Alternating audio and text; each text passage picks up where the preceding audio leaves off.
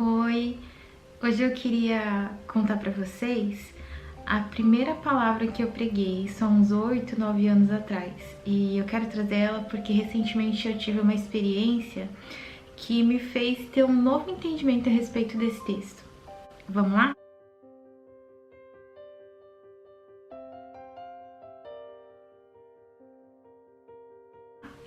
Meu nome é Sayuri, aqui do Engrenagens, e a palavra que eu quero compartilhar, uma das, né? Porque hoje eu vou falar de mais de uma palavra, mas uma delas fica em 2 Reis 6, versículo 8, e o título é: O exército arameu é ferido de cegueira. Essa é uma história de dois reinos, né? É o rei da Síria e o rei de Israel. Eles estavam em guerra. Eles geralmente tinham as tretas dele, eles sempre estavam em guerra. E nessa época o rei da Síria estava investindo com força, planejando armadilhas contra o rei de Israel. E no reino de Israel existia um profeta chamado Eliseu, né? Que era aquele profeta que vocês já conhecem, já contei pra vocês a respeito dele. E esse profeta, sempre que o rei da Síria bolava um plano contra Israel, esse profeta era avisado por Deus e ele ia e contava para o rei de Israel, e dessa forma o rei de Israel podia se livrar da armadilha do rei da Síria. Isso aconteceu tantas vezes seguidas que o rei da Síria se tocou que tinha alguma coisa errada. E aí ele chamou os conselheiros dele e falou assim: diz aí, qual de vocês é o traidor? Porque não é possível, né? E aí um dos conselheiros fala: não, rei, sabe o que é? É que lá no reinado de Israel tem um profeta chamado Eliseu. E mesmo que o senhor faça seus planos lá no seu quarto, esse profeta descobre e conta para o rei de Israel. Aí o rei da Síria pensa e fala: ah, é? Então, onde é que está esse profeta aí? E ele descobre onde está o profeta Eliseu, e a Bíblia fala que ele manda uma grande tropa. E era uma tropa tão grande que a tropa consegue cercar a cidade onde Eliseu está.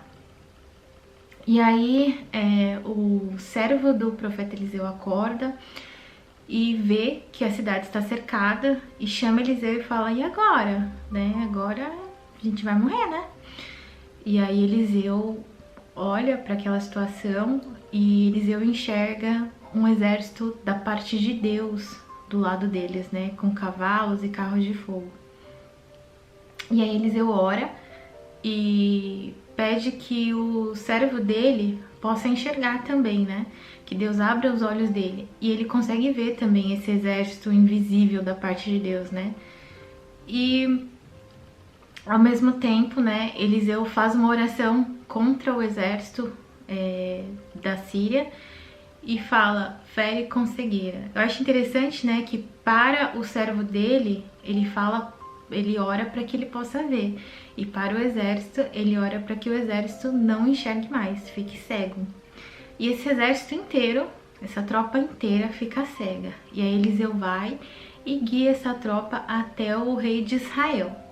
E quando essa tropa chega até o rei de Israel, acontece esse trecho da história que eu vou ler para vocês agora, tá? Que fica em 2 Reis 6, a partir do versículo 22. Quando o rei de Israel os viu, perguntou a Eliseu: devo matá-los, meu pai? Devo matá-los? Ele respondeu: não. O rei costuma matar prisioneiros que captura com espada e o arco? Ordena que lhes sirvam comida e bebida, e deixe que voltem ao seu senhor. Então o rei preparou-lhes um grande banquete, e terminando eles de comer e beber, mandou-os de volta para o seu senhor. Assim, as tropas da Síria pararam de invadir o território de Israel. Não sei se vocês entenderam a grandiosidade do que aconteceu nesse momento, né? Era para ter um confronto, era para ter morte, mas por causa da atitude de Eliseu, houve paz, né? O exército da Síria parou de confrontar o território de Israel, parou de invadir o território de Israel. E não só o povo de Israel sobreviveu, quanto também o povo da Síria sobreviveu, né? Eu não sei vocês, mas a primeira vez que eu li esse texto, eu pensei que se eu fosse Eliseu, eu talvez questionaria Deus, né? Porque quando foi a vez do rei de Israel, né? Quando o rei de Israel estava sendo confrontado pelo rei da Síria, Deus avisava o profeta e o confronto não acontecia. Mas quando foi a vez de Eliseu, o profeta de Deus, Deus permitiu que o exército da Síria o encontrasse, né? Deus poderia ter evitado essa situação, não poderia? Assim como evitou com o rei de Israel, Deus poderia ter evitado essa situação desconfortável para o profeta também. Mas esse profeta não era mimizento igual eu. Então ele se deixou ser usado por Deus, né? E é sobre isso que eu quero falar hoje, né? Sobre quando as coisas não são para você, mas por meio de você, né? Acho que vocês devem conhecer a história do filho pródigo. Resumindo bem chulamente, é a história de um pai que tem 2 filhos e um dos filhos resolve ser vida louca, pede a herança do pai e gasta toda a herança. E depois ele volta, né? Volta o cão arrependido. Volta arrependido. E aí o pai faz uma grande festa pra ele, honra ele, não sei o que e tal. E aí o irmão mais velho fica bravo, fala assim: ih, pai, eu tava aqui o tempo todo, você nunca me deu uma festa. Esse traidor foi lá, gastou todo o dinheiro, você dá uma festa pra ele?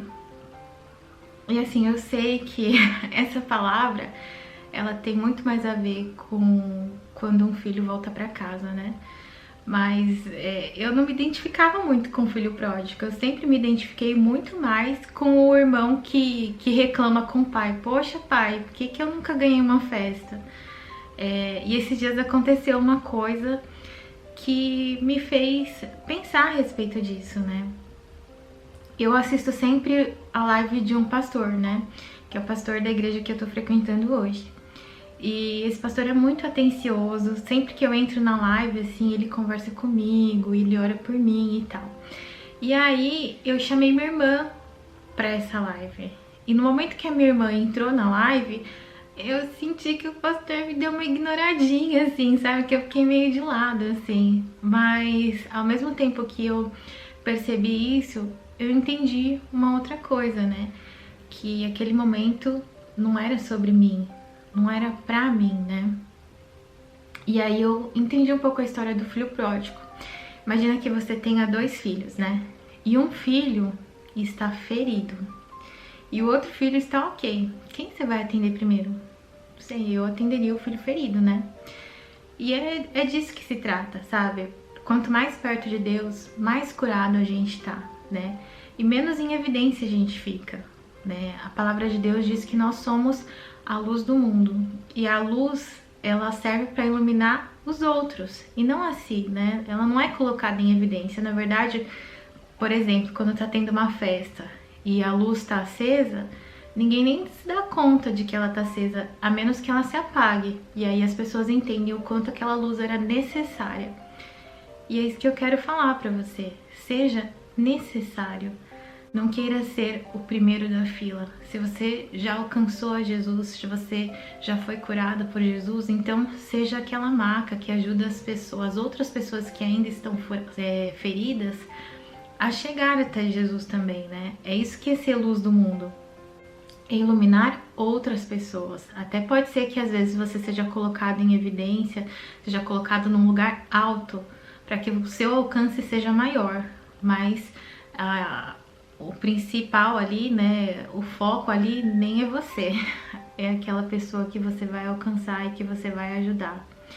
Essa palavra é para pessoas que já conheceram Jesus, que já foram salvas, que já foram curadas e que agora, em algum momento, se sente meio de lado, sabe?